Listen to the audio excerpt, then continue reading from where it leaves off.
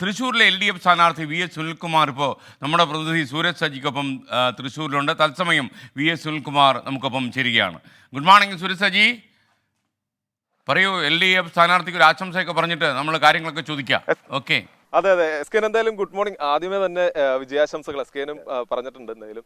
അപ്പൊ നമുക്ക് എസ് കെൻ ഉണ്ട്, സാറ് മോർണിംഗ് ഷോയിലാണ്. അപ്പൊ നമ്മുടെ തെരഞ്ഞെടുപ്പ് പ്രചാരണങ്ങളിലേക്ക് തുടങ്ങുകയാണ്. കാര്യം തൃശ്ശൂരിൽ ആദ്യമായി എത്തിയ ഔദ്യോഗിക സ്ഥാനാർത്ഥി ഇന്ന് പ്രചാരണത്തിന് തുടക്കം കുറിക്കുകയാണ്. എങ്ങനെയാണ് നമ്മളൊരു മത്സരം കാണുന്നത് തൃശ്ശൂരിലെ മത്സരം ഞങ്ങൾ ഇടതുപക്ഷ മുന്നണി വിജയിക്കുമെന്ന പൂർണ്ണ വിശ്വാസത്തിലാണ് തെരഞ്ഞെടുപ്പിലേക്ക് ഇറങ്ങുന്നത്.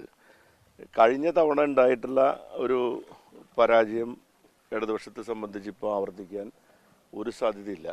ഞങ്ങൾ നല്ല വിശ്വാസത്തിലാണ് ഈ തെരഞ്ഞെടുപ്പിൽ ഇറങ്ങാൻ തീരുമാനിച്ചിരിക്കുന്നത്. ഈ പരാജയം രുചിച്ചിട്ടില്ലാത്ത രണ്ട് സ്ഥാനാർത്ഥികളാണ് UDFന്റെയും LDFന്റെയും ക്യാമ്പിലെത്തുന്നത്.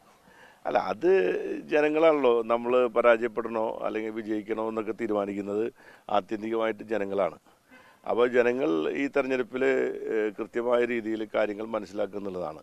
കഴിഞ്ഞ തവണ ഈ കേരളത്തിൽ ഇടതുപക്ഷത്തിനുണ്ടായിട്ടുള്ള പരാജയം അല്ലെങ്കിൽ UDF നേടിയിട്ടുള്ള വലിയ മേൽക്കൈക്ക് കാരണം കേന്ദ്രത്തിൽ ഒരു ഹങ് പാർലമെൻറ്റ് വരാനിടയുണ്ടെന്നും അല്ലെങ്കിൽ ഒറ്റകക്ഷി എന്ന നിലയിൽ കോൺഗ്രസ് വരേണ്ടത് BJPയെ പരാജയപ്പെടുത്താൻ വളരെ അനിവാര്യമാണെന്നും കേരളത്തിലെ മതേതര വിശ്വാസികളായിട്ടുള്ള ജനങ്ങൾക്കൊരു ധാരണയുണ്ടായിരുന്നു. അപ്പോൾ അന്ന് ഇടതുപക്ഷത്തിന് ഇത്തവണ കേന്ദ്രത്തിൽ വോട്ട് ചെയ്യുന്നേക്കാൾ ഓപ്ഷൻ അവരെടുത്തത് ഈ UDFനെ പ്രതി കോൺഗ്രസിനെ വിജയിപ്പിക്കുക എന്നുള്ളതാണ്. അപ്പോൾ ആ നിലയിൽ ഉണ്ടായിട്ടുള്ള ഒരു മാറ്റമാണ് കഴിഞ്ഞ തെരഞ്ഞെടുപ്പിൽ 19 സീറ്റുകളും LDF നഷ്ടപ്പെടാനിടയാക്കിയത്. എന്നാൽ ഇത്തവണ അങ്ങനെയല്ല. ഇത്തവണ ഇന്ത്യ മുന്നണി നിലയിൽ വന്ന ശേഷം ഇന്ത്യയിൽ പ്രത്യേകിച്ച് നമ്മുടെ രാജ്യം നേരിടുന്ന അതീവ ഗുരുതരമായ ഈ സാഹചര്യത്തിൽ വളരെ സ്റ്റബേണായി, അതായത് ഉറച്ച നിലപാട് സ്വീകരിക്കുന്ന ഇടതുപക്ഷത്തെയാണ്. മതേതരത്വത്തിന് വേണ്ടി, ജനാധിപത്യത്തിന് വേണ്ടി, ഇന്ത്യക്ക് വേണ്ടി നിലപാടെടുക്കുന്ന ഇടതുപക്ഷ പാർട്ടികൾക്ക് സാന്നിധ്യം പാർലമെന്റിൽ അനിവാര്യമാണെന്നാണ് അന്ന് അങ്ങനെ ചിന്തിച്ച കേരളത്തിലെ ജനങ്ങൾ ഇപ്പോൾ ചിന്തിക്കുക എന്നുള്ളതാണ് ഞങ്ങൾ വിചാരിക്കുന്നത്. അതായത് തനി തൃശ്ശൂർക്കാരനായ സുരേഷ് ഗോപിയാണ് BJP അവതരിപ്പിക്കുന്നത്. അല്ല, നമ്മൾ തൃശ്ശൂർക്കാർ, എനിക്ക് മനസ്സിലായില്ല. അല്ല, അതായത് തൃശ്ശൂര് താമസിച്ച് കുറച്ച് നാളുകളായി താമസിച്ച് തനി തൃശ്ശൂർക്കാരനെ പോലെ ആയ സുരേഷ് ഗോപി ആയിക്കോട്ടെ, അതിനകത്ത് വിരോധം. നമ്മൾ ഏത് സ്ഥാനാർത്ഥിയാണെങ്കിലും നമ്മുടെ അപ്പുറത്ത് നിൽക്കുന്ന സ്ഥാനാർത്ഥികളെ നമ്മൾ വില കുറയ്ക്കാനോ അല്ലെങ്കിൽ അവരങ്ങനെ കാണേണ്ട കാര്യമില്ല. അവരുടെ ഒരു രാഷ്ട്രീയമായിട്ട് രംഗത്ത് വരുന്നതാണ്. അപ്പോൾ പാർലമെന്റ് തെരഞ്ഞെടുപ്പിൽ നമ്മൾ കാണേണ്ടത് രാഷ്ട്രീയം തന്നെയാണ്. ആ രാഷ്ട്രീയത്തിൻ്റെ അടിസ്ഥാനത്തിൽ ചില കാര്യങ്ങൾ വളരെ പ്രയാസം ഉണ്ടാക്കുന്നതാണ് ഈ കേരളത്തിലെ ഞങ്ങളെ സംബന്ധിച്ച്. അപ്പം അതുകൊണ്ട് വ്യക്തിപരമായി മാത്രം കാര്യങ്ങളെ നമ്മൾ നോക്കിക്കണ്ടാൽ ശരിയാവുമെന്ന് എനിക്ക് തോന്നുന്നില്ല. ഈ ഭരണവിരുദ്ധ വികാരമുണ്ടോ?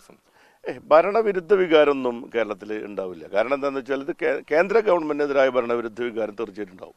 കാരണം സർക്കാരിനെതിരെ അല്ല, നമ്മൾ പാർലമെന്റ് തെരഞ്ഞെടുപ്പുമായി ബന്ധപ്പെട്ട് കേന്ദ്രത്തിൽ ആര് ഭരിക്കണമെന്ന് തീരുമാനിക്കുന്ന ഒരു തെരഞ്ഞെടുപ്പിൽ നിങ്ങൾ ഈ സംസ്ഥാന സർക്കാരിനെ പറ്റി മാത്രം മുൻകൈ എടുത്ത് സംസാരിക്കുമ്പോൾ ഞാൻ ചോദിക്കുന്നത്, പെട്രോളിന്റെ വില എത്രയപ്പോൾ? നരേന്ദ്രമോദി അധികാരത്തിൽ വരുമ്പോൾ 2014 1 ലിറ്റർ പെട്രോളിന്റെ വില എത്രയാണ്? നരേന്ദ്രമോദി ആദ്യ അധികാരത്തിൽ വരുമ്പോൾ 1 ലിറ്റർ ഡീസലിന്റെ വില എത്രയായിരുന്നു? വീട്ടിൽ കുക്കിംഗ് ഗ്യാസ് ഉപയോഗിക്കുന്നവരാണല്ലോ നമ്മളൊക്കെ. അന്ന് 2014 കുക്കിംഗ് ഗ്യാസിൻ്റെ വിലയുടെ എത്ര ഇരട്ടി കുക്കിംഗ് ഗ്യാസിൻ്റെ വില വർദ്ധിച്ചിട്ടുണ്ട്. അപ്പം നമ്മുടെ നാട്ടിലെ വിലക്കയറ്റം, പരിപ്പ്, പയർ, മുളക്, മല്ലി, ഉള്ളി തുടങ്ങിയിട്ടുള്ള സകല സാധനങ്ങളുടെയും വില വർധനവിന് പ്രധാനപ്പെട്ട കാരണം കേന്ദ്ര നിയമങ്ങളാണെന്നും കേന്ദ്രമാണ് കൺട്രോൾ ചെയ്യുന്നതെന്നും അറിയാത്ത ആരെങ്കിലും ഉണ്ടോ? അപ്പോൾ ജനങ്ങളെ ദൈനംദിനം ബാധിക്കുന്ന വിഷയങ്ങൾ, അതിനേക്കാളെല്ലാം ഉപരിയായി നമ്മുടെ രാജ്യത്തിൻ്റെ മതേതര പാരമ്പര്യങ്ങളും അതിൻ്റെ മൂല്യങ്ങളും ഇന്ന് എവിടെ എത്തി നിൽക്കുന്നു, നമ്മുടെ ഹങ്കർ ഇൻഡെക്സോട്, അങ്ങനെ കുറേ കാര്യങ്ങൾ ഈ കേന്ദ്ര ഗവൺമെൻറ്റിൻ്റെ ഭരണത്തിനെതിരായി നമ്മുടെ രാജ്യത്ത് ഉയർന്നു വന്നിട്ടുണ്ട്. അപ്പോൾ ആ കാര്യങ്ങളെ പറ്റിയാണ് പ്രധാനമായിട്ട് ചർച്ച ചെയ്യുക. പിന്നെ സംസ്ഥാന ഗവൺമെൻറ്റിനെതിരായിട്ട് ജനങ്ങൾ ചിന്തിക്കുന്നുണ്ടോ എന്ന് നിങ്ങൾ ചോദിക്കുന്നതിൽ സംസ്ഥാന ഗവൺമെൻറ്റിനോട് ചില പരിഭവങ്ങളൊക്കെ ജനങ്ങൾക്ക് ഉണ്ടാവാം. ആ പരിഭവം ഞങ്ങൾക്കെതിരായുള്ള പ്രതിഷേധമായിട്ട് ഒരിക്കലും മാറില്ല. ഞങ്ങളെ ജനങ്ങൾക്ക് വിശ്വാസമുണ്ട്. കാരണം ഇപ്പോൾ പെൻഷൻ്റെ കാര്യത്തിലാണെങ്കിൽ 600 രൂപ പെൻഷൻ 1600 ആക്കിയ ഒരു ഗവൺമെൻറ് ആണല്ലോ ഈ ഗവൺമെൻറ്. ആ ഗവൺമെൻറ് അത്രയും പെൻഷൻ വർദ്ധിപ്പിച്ച് ആ പെൻഷൻ്റെ കാര്യത്തിൽ 2-3 മാസത്തെ നൽകാൻ പറ്റാത്ത സാഹചര്യം എന്തുകൊണ്ടുണ്ടായി എന്നുള്ളതും ജനങ്ങൾക്കറിയാം. അപ്പോൾ ആ പെൻഷൻ കൊടുത്താൽ പ്രശ്നം തീരല്ലോ. അതൊരു പരിഭവമാണ്. അത് ഞങ്ങളോടുള്ള വിരോധമോ അല്ലെങ്കിൽ വിദ്വേഷമോ അല്ലെങ്കിൽ ഞങ്ങളോടുള്ള പ്രതികാരത്തോടു കൂടി വോട്ട് ചെയ്യാനിടയാക്കുന്ന ഒരു കാര്യങ്ങളല്ല. ഞങ്ങളോട് ജനങ്ങൾക്ക് താല്പര്യമുണ്ട്. നിങ്ങൾ എന്തുകൊണ്ട് ചെയ്തില്ല എന്ന് ചോദിക്കുന്നുണ്ട്.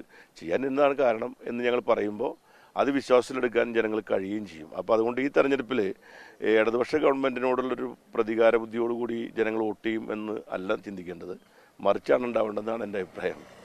ഇങ്ങനെ ഇത്തരം രാഷ്ട്രീയം പറഞ്ഞും സംബന്ധിച്ചുമുള്ള തെരഞ്ഞെടുപ്പ് പ്രചാരണങ്ങളിലേക്ക് വി എസ് സുനിൽകുമാറും കടക്കുകയാണ്.